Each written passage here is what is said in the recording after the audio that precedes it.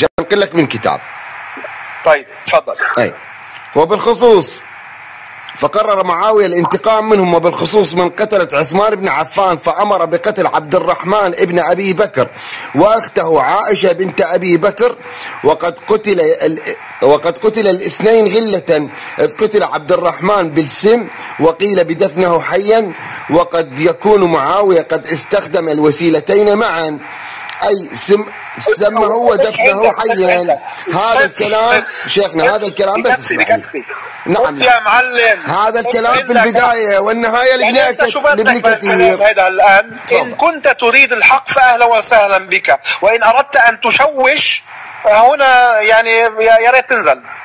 نحن نحب صحابة رسول الله صلى الله عليه وسلم، صحابة رسول الله رضي الله عنهم. شيخنا هذا الكلام في البداية والنهاية لابن كثير، مو من يمي أنا، ما طلعت شيء من عندي. هذا الكلام يعني أنت ما الذي تريد أن تقوله؟ يعني من الآخر شو بدك يعني؟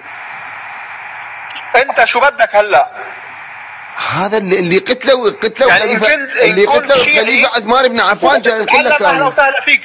قبل أن تتكلم تعلم حب أبي بكر وعمر وعثمان عليه، ثم تعال عندنا وحاورنا. ما تجاوز، أنا ما تجاوزت على أحد. شيخنا أنت ليش انغثيت؟ ذكرت لك الأسماء اللي قتلوا عثمان بن عفان، ليش انغثيت؟ هي حقيقة، هذه حقيقة. وكانت أم المؤمنين عائشة تقول اقتلوا نحن، إنه غير أم المؤمنين عائشة تقول اقتلوا نحن.